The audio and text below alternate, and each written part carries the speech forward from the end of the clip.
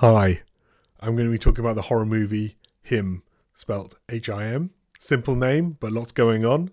It's produced by Maestro Jordan Peele. He's 3 for 3 for me as a writer-director. First film, Get Out, then he followed with Us, and then Nope. All three fantastic. His new one is due next year, which I cannot wait for. Here, Jordan Peele's on producing duties. You might have seen another film that Jordan Peele produced, Dev Patel's Monkey Man, a disturbing martial arts movie set in India. If you haven't seen it, check it out. A very good calling card for Dev Patel. I look forward to see what he does next as a film director.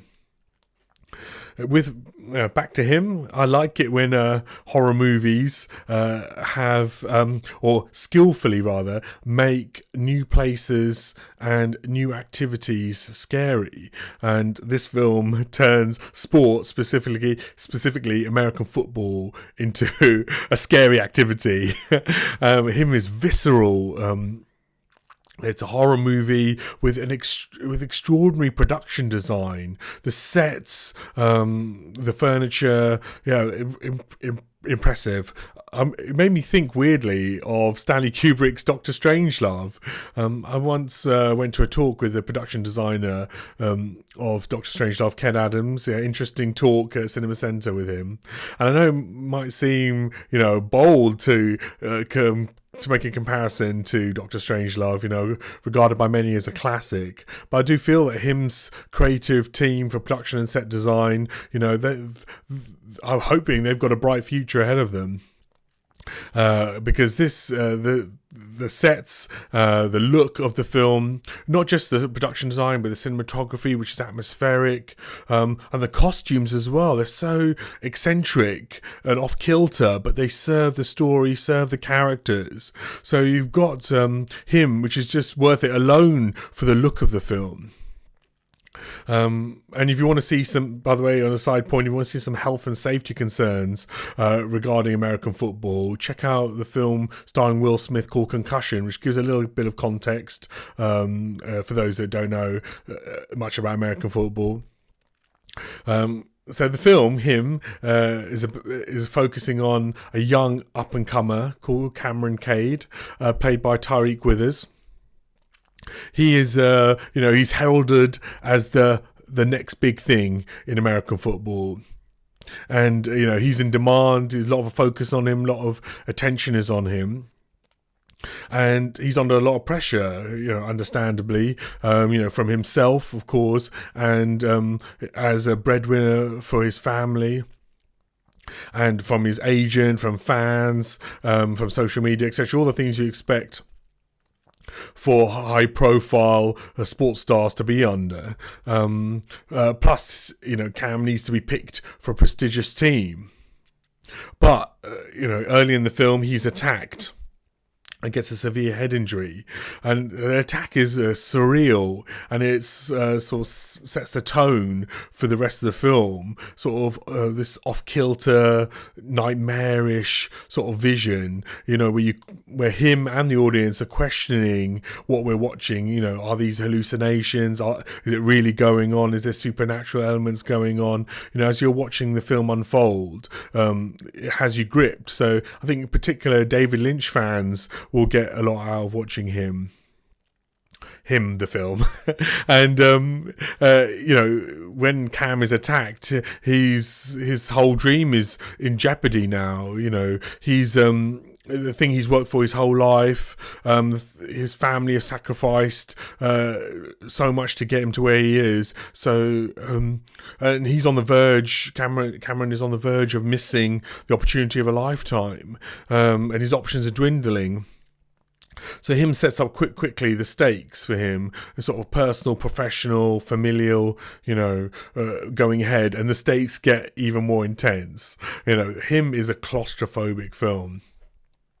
And at one point, you're wondering what options he has, and then a parallel sort of element of the story is a character called Isaiah White, played by Marlon Wayans, who is, the GOAT in American football, according to the film. the greatest of all time. He's a quarterback, and rumours are that he's retiring. So as Cameron is entering the sport, rumours are that Isaiah is leaving the sport. And Isaiah is reported to Cameron that he's reaching out a helping hand to him to come down to his compound to do a week of training and tryouts to give Cameron his Isaiah's seal of approval, which will hopefully put his career back on track. The commentaries around his injury suggests that he might not play again, or teams might pass on him if they're so it feels like Cameron feels like, one, it's a great opportunity for him, but also one that he can't pass up even if he wanted to. And of course, the audience suspects that it's something that Cameron should be passing up. And Marlon Wayans, wow, as Isaiah White, I'm hoping he gets nominated for an Oscar for this performance.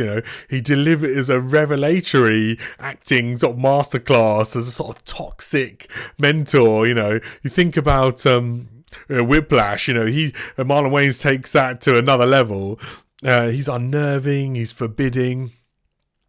And and not only that, is that this compound that Isaiah has is in the desert in the middle of nowhere.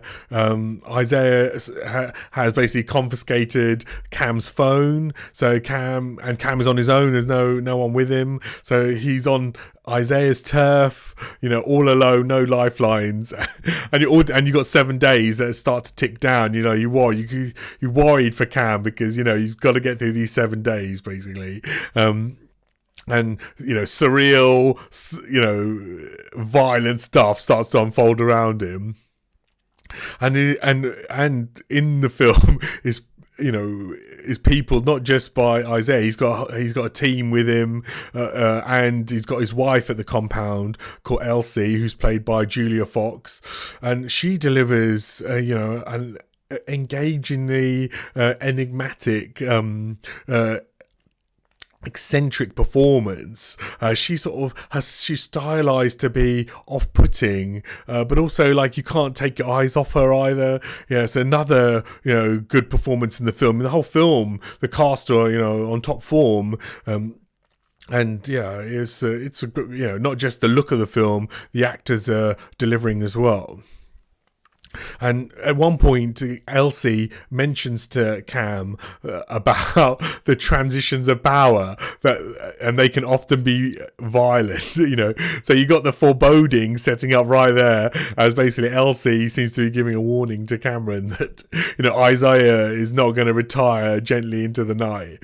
And you wonder, whether Isaiah is going to sort of take Cam down to keep his career going and the spotlight on him going longer in with American football. So we can sort of see already, even without really knowing much about Isaiah, what he might be feeling. He's got insecurity, envy, anger, fear for the future. He seems dangerous, and Cam is isolated. This compound, like the interiors, the compound design as well, is gone almost like a sort of end of the world kind of dystopian bunker look to it. The sort of place you sort of go to at the end of the world to try and survive. It's a desert.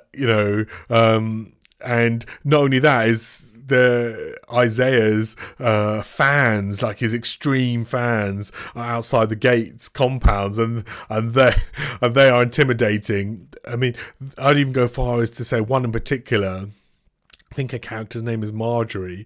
She repels. Like there's a repellentness to the performance. Again, like a small part, but the actor who plays Marjorie, I think that's the character's name, does so well, to make the most of not much screen time.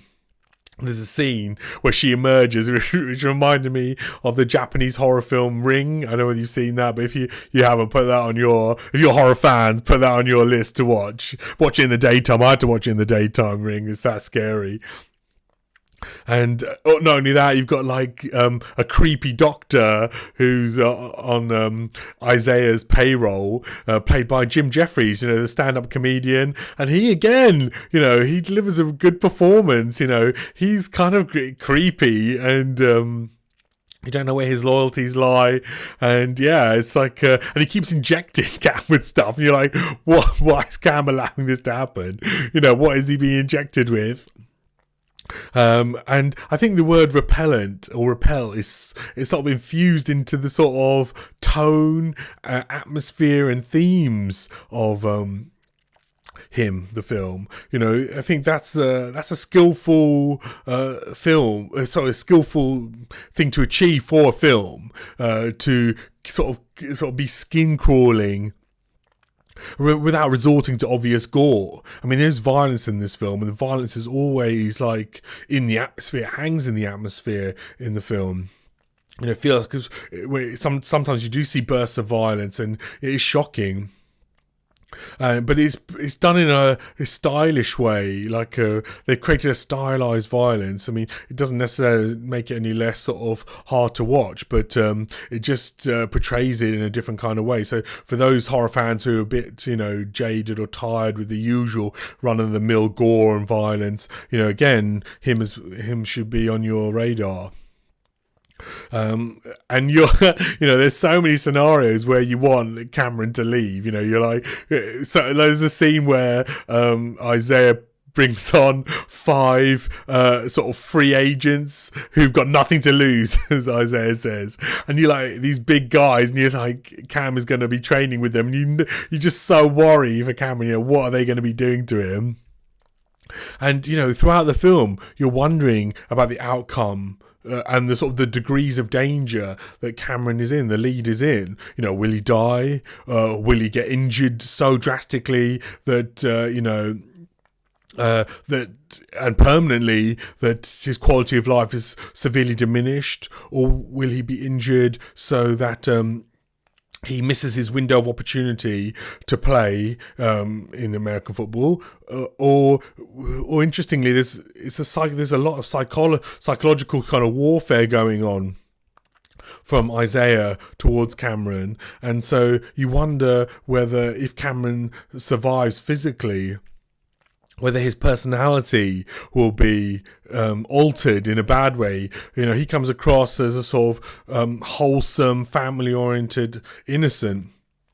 But will Isaiah corrupt him? And again, that's all playing on as the film unfolds. And plus you've got a cracking soundtrack. So this is like an intense film. It's like a pounding film in many ways. And the themes, the ideas of the film Him, you could imagine them being applied to many sports.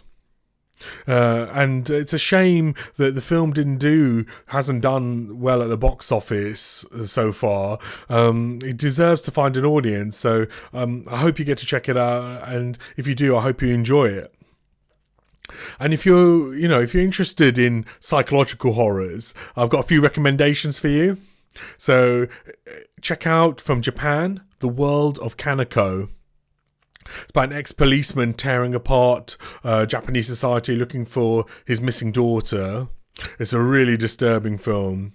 Unusual as well, because the lead is not likable. Oh, and then you've got Black Swan, set in the world of ballet, starring Natalie Portman. She won the Oscar for that performance.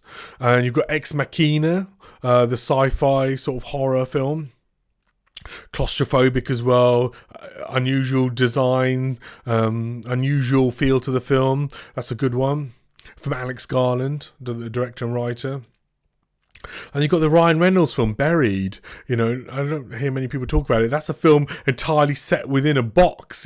Ryan Reynolds his character wakes up to find himself buried in a coffin, and he's basically trying to get out and trying to find out why he was put there. So those are some psychological horrors to put on your radar. And if you're interested in American football, there's some films to also check out. Oliver Stone's Any Given Sunday. I love that film. I'm not really into American football, but I love that film, starring Al Pacino and Cameron Diaz and Jamie Foxx. All-star cast, really interesting look at the world of American football, really well made as well, like Oliver Stone on fire. As a filmmaker with that film. Then you've also got Varsity Blues and Friday Night Lights, about the pressures on young players in American football. And then there's a Kevin Costner film called Draft Day, about the sort of the business side, or a bit of the business side or behind the scenes side of American football. I find that a really fascinating film. Yeah, so check those out. I hope you enjoy those. And if you enjoyed my review, please feel free to subscribe to my channel and like this video.